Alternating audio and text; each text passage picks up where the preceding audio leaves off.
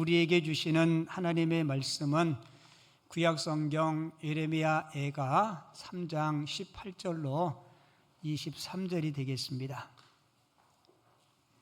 구약성경 1146쪽 예레미야 애가 3장 18절로 23절 우리 한 절씩 교독하도록 하겠습니다. 성경 글이 작으신 분들은 앞에 자막 보시고요. 제가 먼저 읽겠습니다. 스스로 이르기를 나의 힘과 여호와께 대한 내 소망이 끊어졌다 하였도다. 내 고초와 재난 곧 습과 담즙을 기억하소서.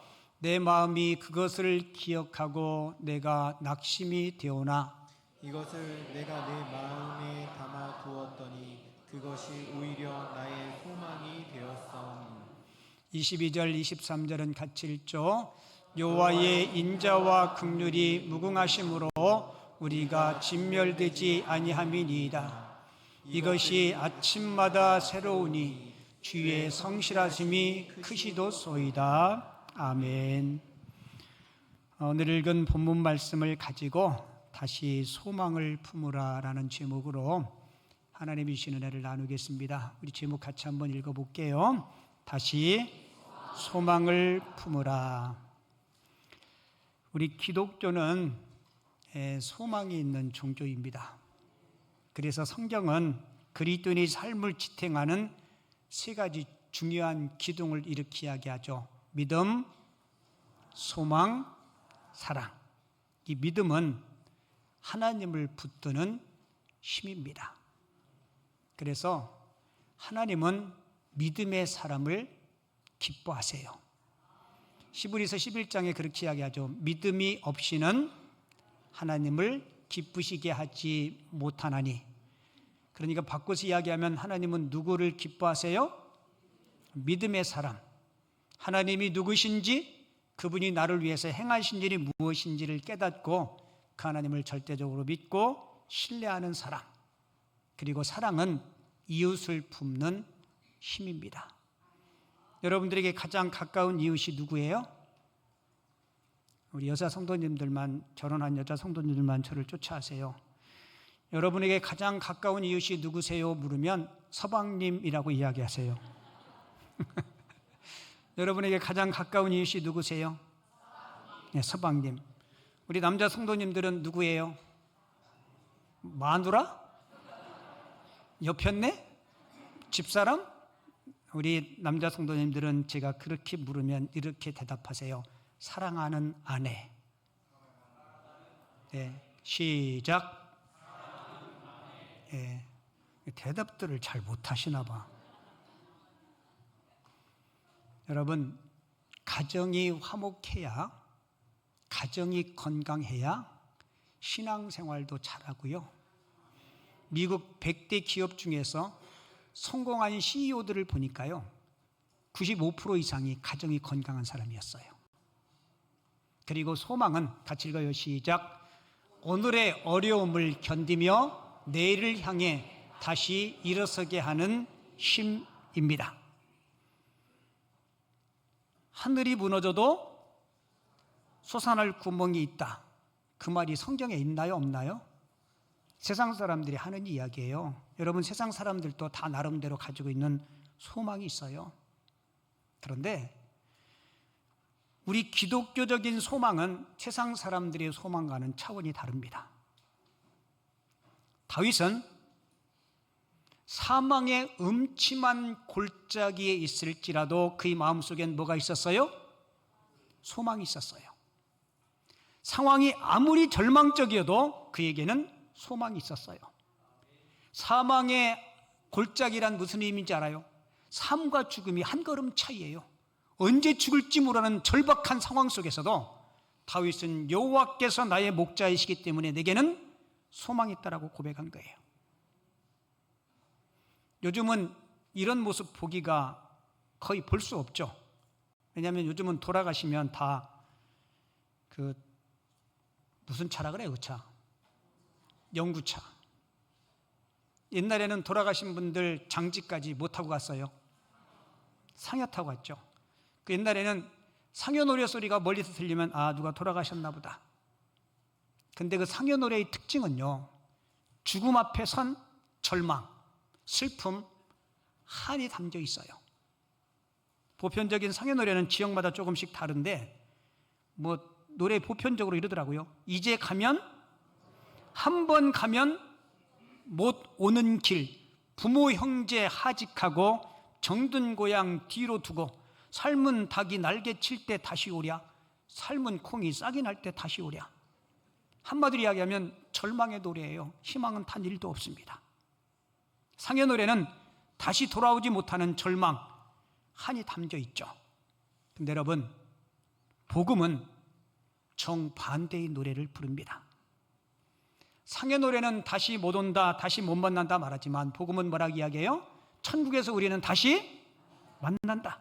찬송가 480장에 보면 주로 장례식장에서 많이 부르는데, 천국에서 만나보자, 그날 아침 거기서 순례자여 예비하라, 늦어지지 않도록 만나보자, 만나보자, 저기 배는 저 천국 문에서 만나보자, 만나보자, 그날 아침 그 문에서 만나자. 그리고 여러분, 돌아가실 때 꼭 자녀들에게 이 얘기해야 돼요. 우리 천국에서 다음에 꼭 만나자.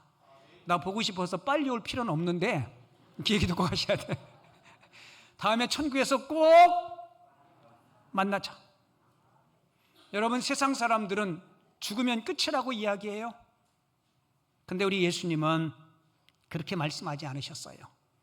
요한복음 11장 25절에 보면, 나는 부활이고 생명이니 나를 믿는 자는 죽어도 살겠고. 여러분, 복음은 죽음 앞에서도 소망을 이야기합니다. 그러니까 예수 믿는 사람들은요, 죽음조차 우리 안에 있는 소망을 뺏어갈 수가 없는 거예요. 왜요? 죽음 저편에는 영생이 있고 천국이 있고 하나님의 나라가 있기 때문에 그래요.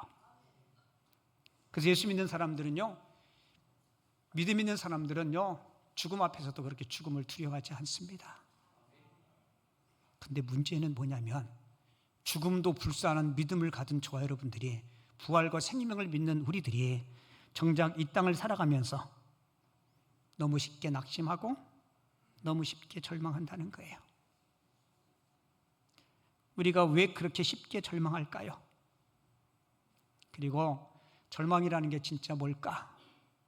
그 덴마크의 기독교인인데 실존주의 철학자였던 키에르케고르라는 분이 죽음에 이르는 병이라는 제목의 책을 썼어요. 죽음에 이르는 병, 어떤 병이 죽음에 이르는 병일까요? 췌장암? 암이 정말 무섭죠. 근데 그는 그 책에서 죽음에 이르는 병은 우리 육신의 병을 이야기하지 않고 절망을 죽음에 이르는 병이라고 이야기했습니다. 여러분은 언제 절망하시나요? 내가 계획했던 것들이 이루어지지 않을 때, 사업이 무너졌을 때, 때로는 내가 원하던 어떤 취업이나 어떤 시험에서 떨어졌을 때, 건강을 잃어버렸을 때, 사랑하는 사람을 잃어버렸을 때, 아무리 노력해도 앞길이 보이지 않을 때, 보편적으로 사람들이 그때 절망하고 실망해요.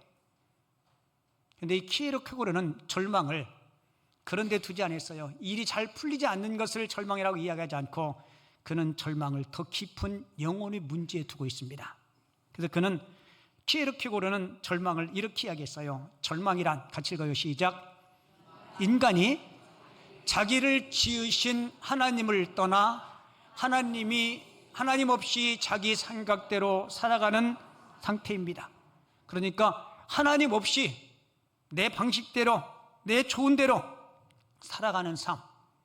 그러니까 인간의 자아가 하나님을 떠나서 하나님을 잃어버린 상태. 여러분, 맞아요. 영적인 절망이 이겁니다. 여러분, 겉으로 보기에는 늘 형통하고 부유하고 잘 나가는 것 같지만 그 영혼 깊숙한 곳에 하나님이 없다면 그는 절망의 사람입니다. 그런데 반대로 내 손에 가진 것 없지만, 가진 것 적지만 나와 함께 하시는 하나님이 계시다면 우리는 소망 가운데 승리할 줄을 믿습니다. 그래서 우리 하나님은 소망의 하나님이세요. 신약의 히브리서 기자가 히브리서 6장 19절에서 이렇게 하게요. 우리가 이 소망을 가지고 있는 것은 영혼의 뭐 같다고요? 영혼의 닷 같아서 튼튼하고 견고하여라고 이야기하죠. 여러분 닷 알죠? 닷이 뭐 하는 데 쓰는 거예요? 예, 맞아요. 배를 고정시켜주고 배를 정박할 때. 근데 히브리서 기자는 소망이 뭐라고요? 우리 영혼의 닷 같대요.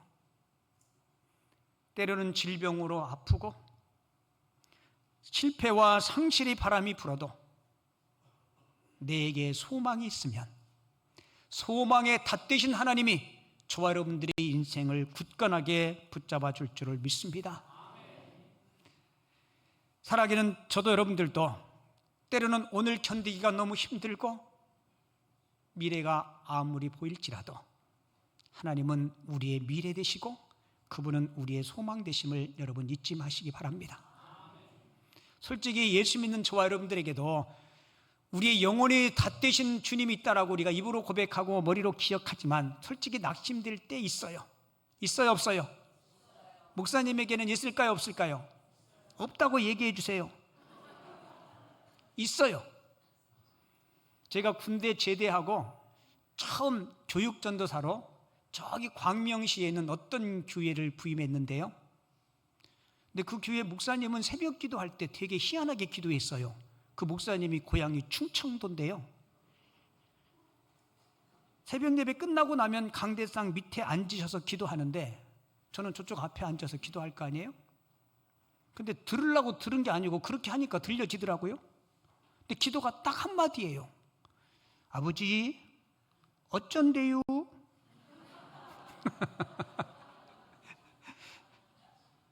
아버지, 어쩐데요? 근데 저는 처음에 무슨 기도를 저렇게 해? 근데 계속 듣잖아요. 어쩐데요가 틀려. 그 마음에 뭐라고 말로 다 형용할 수 없을 때 하나님, 어쩐데요? 어쩐데요? 우리 권사님이 이 병 때문에 죽게 됐는데 어쩐데요? 너무 그 마음에 막 그냥 그 뭘로 다 표현할 수 없는 아버지 어쩐데요? 그리고 마지막 끝에 뭐 기도해. 아버지 알아서 하세요. 여러분 그 기도가 믿음 있는 기도예요, 없는 기도예요? 믿음 있는 기도예요. 때로는 우리도 너무 힘들면 기도문이 안 나올 때가 있어. 아버지. 어느 분은 계속 그 기도만 해. 아버지. 근데 그 아버지라는 그 말 안에 다 기도의 내용이 함축되어 있어요. 말로 표현하지 못하는 기도가. 솔직히 우리도 예수 믿으면서 낙심되고 어려울 때 있어요. 오늘 본문에 예레미야 선지자예요. 요즘으로 이야기하면 주의 총회의 목사님이에요. 근데 예레미야 선지자도 낙심될 때가 있는 거예요. 예레미야 3장 18절에 보면 이렇게 표현해요. 스스로 이르기를 나의 힘과 여호와께 대한 내 소망이 뭐였다고요? 여러분 소망이 끊어졌대요. 아무런 희망도 보이지 않고 절망의 밤 한가운데 내 스스로 나의 힘과 여호와께 대한 내 소망이 끊어졌다. 여러분 예레미야가 겪고 있는 그 고난이 얼마나 힘들고 어려웠던지 3장 19절에는 이런 표현을 써요. 내 고초와 재난 곧 뭐라고 표현해요? 쑥과 담즙을 기억하소서. 쑥 맛이 어때요? 담즙은요? 떴어요. 쓸개즙이에요. 여러분 얼마나 절망스럽고 얼마나 고통스러우면 내 고난이 내 재난이 쑥과 담즙 같다. 여러분 선지자가 뭐가 이렇게 고난스러울까요? 지금 예레미야 선지자는 말 그대로 오늘 예레미야 애가를 읽었잖아요. 그죠? 애가가 무슨 뜻이에요? 슬픈 노래예요. 슬픈 노래. 예레미야 선지자의 슬픈 노래. 여러분 예레미야는 자신의 처한 상황과 지금 조국이 겪고 있는 자신이 몸담고 있는 유다가 겪고 있는 그 처절함 때문에 쑥과 담즙 같은 그런 괴로움을 겪고 있는 겁니다. 여러분 예레미야 선지자가 활동하던 그 시대는요 하나님의 백성이라고 하는 유다 백성들이 불순종하고 우상 숭배하고 하나님을 등지고, 근데 그 당시에 많은 선지자들은 이렇게 이야기해요. 여러분 지금 형편 잘 나가잖아요. 부족한 거 없잖아요. 괜찮아요. 여러분들 평안합니다. 이렇게 외치고 다닌 거예요. 근데 예레미야 선지자의 눈에 보기에는 우상 숭배와 하나님을 향한 범죄와 하나님께서 그들에게 내리실 그 심판이 눈에 보이는 거예요. 백성들을 향해서 외칩니다. 여러분 빨리 주님께 돌아오세요. 돌아오세요. 근데 선지자의 말을 듣지 않고 끝내 마음을 돌이키지 않습니다. 여러분 유다가 언제 망한지 아시죠? 주전 586년에 바벨론에 의해서 그들이 멸망을 당해요. 하나님 앞에 예배하던 성전은 불타고 성전의 기물들은 다 뺏기고 수많은 사람들은 목숨을 잃고 바벨론에게 포로로 끌려가고, 유다의 맨 마지막 왕이었던 시드기야 왕은 두 눈이 뽑혀요. 그리고 쇠고랑을 차고 바벨론의 포로지로 끌려갑니다. 여러분 이때 상황을 예레미야 애가 3장, 4장, 5장을 읽어보면요 너무너무 비참해요. 여러분 바벨론이 유다 예루살렘을 침공했는데요, 예루살렘이 성이잖아요. 이 성을 점령해야 되는데 성이 높아서 점령하기 힘들어요. 그래서 1년 6개월 동안 성을 에워쌉니다. 그러니까 물과 음식이 성 안으로 들어갈 수 없어요. 그러니까 이들은 전쟁보다 더 힘든 게 뭐예요? 기근이에요. 굶주림. 여러분 지금 성경 펴 있죠?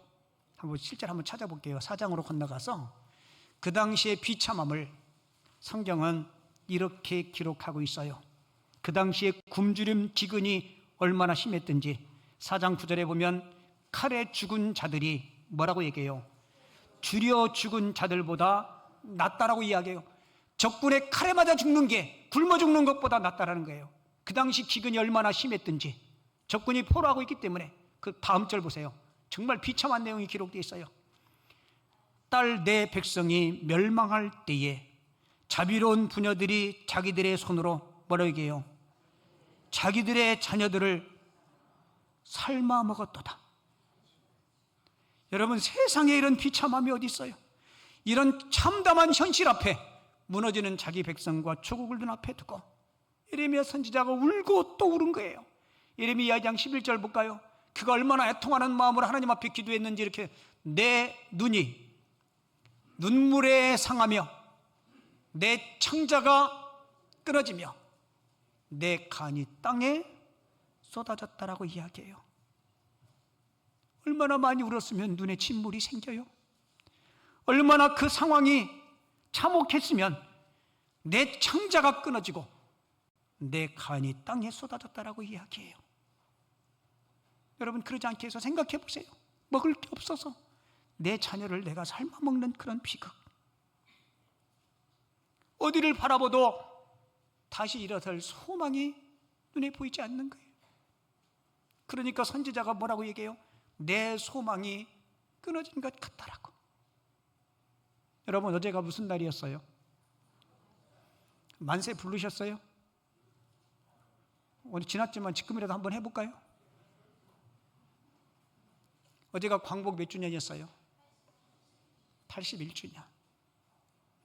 저는 6.25 세대도 아니고 광복절도 일제강점도 잘 모르는데 저희 아버님이 일제강점기 때 태어나셨어요. 아버님 생애에 가장 기뻤던 날 중에 한 날이 1945년 8월 15일이었대요. 그 후에 5년 뒤에 1950년도에 6.25전쟁이 터지죠. 대한민국이 다 초토화됐어요. 산업시설들 다 무너지고 한강대교도 끊어지고 살고 있는 집들도 다 피폐되고, 여러분 6.25 전쟁 후에 전쟁 고아들이 수도 없이 많이 생겨버렸습니다. 제가 통계해 보니까 6.25 전쟁이 1950년도에 일어나서 3년 전쟁을 마쳐요. 그리고 1953년 대한민국의 1인당 GNP가요 전쟁 끝나고 67달러대요. 1년 동안에 1일 쓰는 돈이 67불이었대요. 요즘 일가족 외식값도 안 돼요. 그런데 2025년 작년도 대한민국 1인당 국민소득이 얼마인지 아세요? 36,000불이 넘어요. 몇 배 늘은지 알아요? 자, 우리 놀랄 준비하시고 1953년에서 2025년도까지 550배가 성장했어요. 그렇게 얘기해도 놀라지도 않아요. 해마다 9.4%씩 성장했어요. 그래서 세계의 사람들은 대한민국을 바라보면서 이거는 기적이라고 이야기해요. 무슨 기적이요?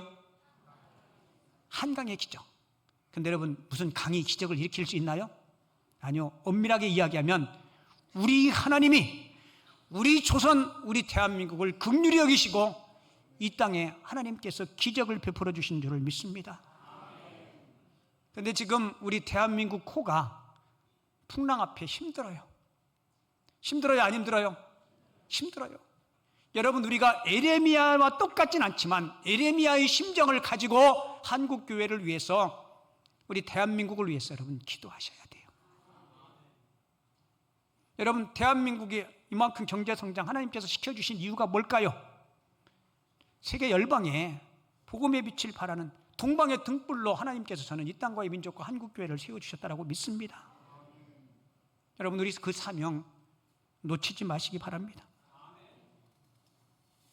근데 만약에 에레미야 애가가 여기서 끝난다면 하나님을 소망의 하나님이라고 이야기할 수 없을 거예요. 놀라운 대반전이 에레미야 3장 21절에 기록돼요. 자, 볼게요. 이것을 내가 내 마음에 담아두었더니 그것이 오히려 나에게 뭐가 되었다고요? 소망이 되었다는 거예요. 여러분, 이게 뭘까요? 이것을 내 마음에 담아두었다는 겁니다. 여러분, 여기서 이야기하는 이것은 예루살렘의 비참한 상황을 이야기하는 게 아니에요. 예루살렘의 비참한 상황만 계속 묵상하면 마음에 소망이 생기지 않아요.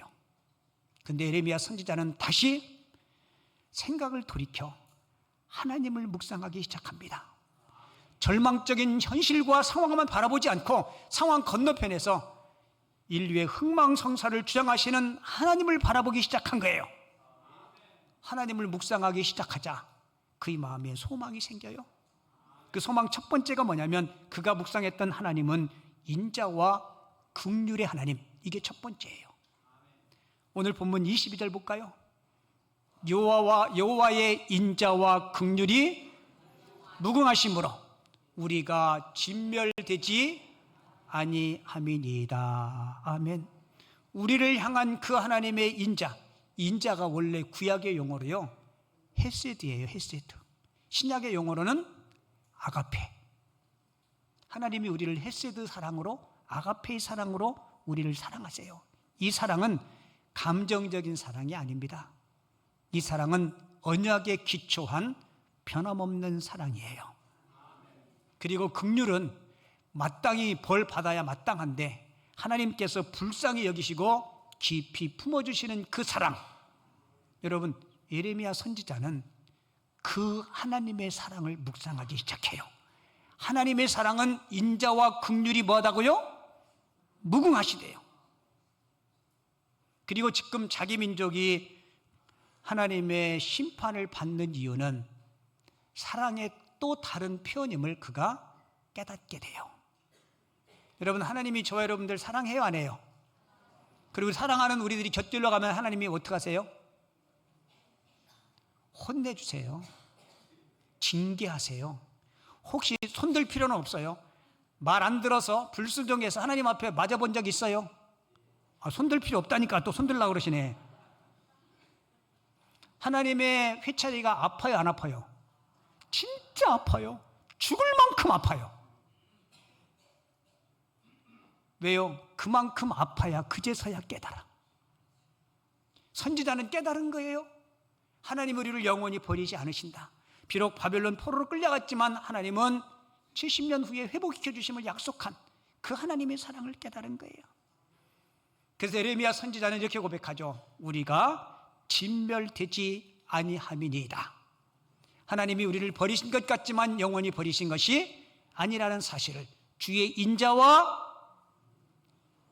긍휼을, 그 하나님의 무궁하심을 깨달은 거예요. 그리고 두 번째 깨달은 하나님의 성품은요, 주님의 성실하심을 묵상한 거예요. 23절 볼까요? 이것들이 아침마다 새로우니 주의 성실하심이 크시도소이다. 이것이 뭘까요? 22절에 있는 인자와 긍휼을 이야기해요. 우리를 향한 하나님의 그 사랑, 그 긍휼이요, 그냥 아침 저녁으로 변하는 인자와 긍휼이 아니라는 겁니다. 여러분, 우리의 사랑은요, 인간의 사랑은요, 권태기가 있어요. 있어요, 없어요? 크게 얘기할 필요는 없고.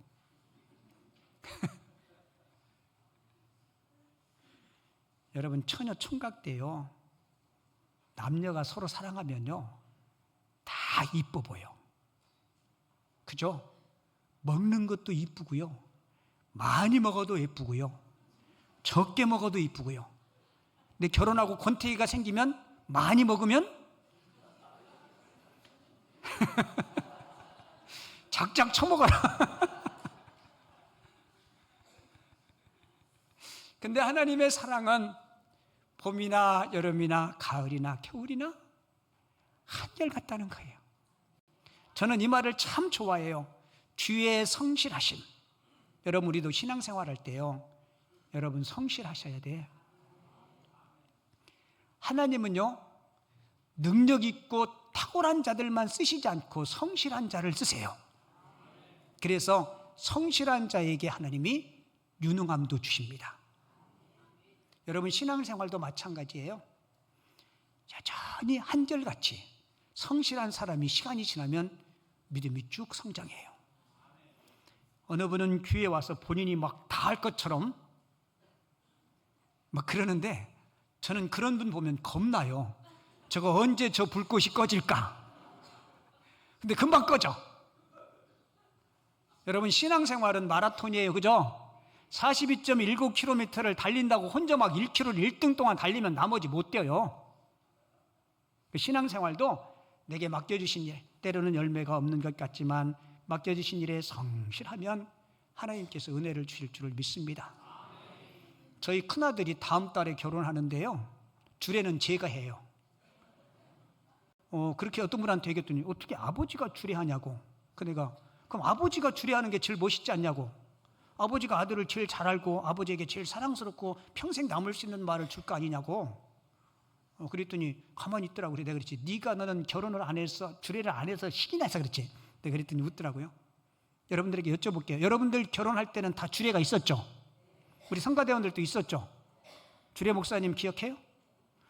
옛날에는 주례할 사람이 없으면요, 예식장에서 그냥 거기 상주에 있는 주례 선생님이 계셔서 했어요.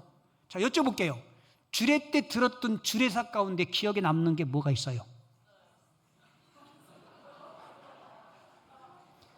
내 평생에 참 의미 있는 때인데, 옛날에는 주례도 되게 길게 했어요.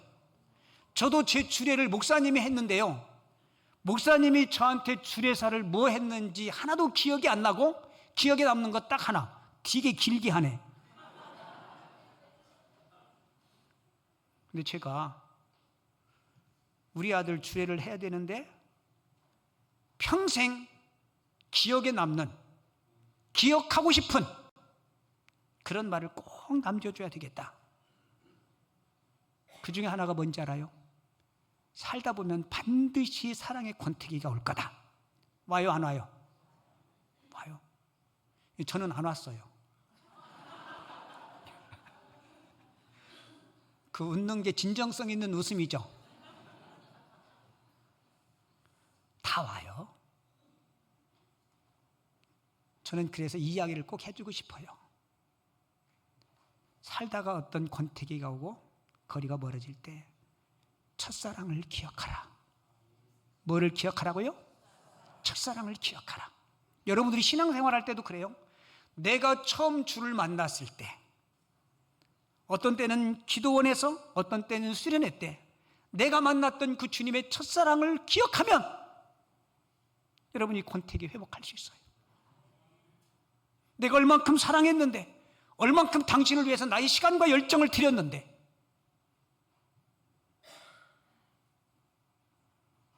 여러분, 우리 하나님이 저와 여러분들을 대할 때 하나님의 사랑에는 권태기가 없어요.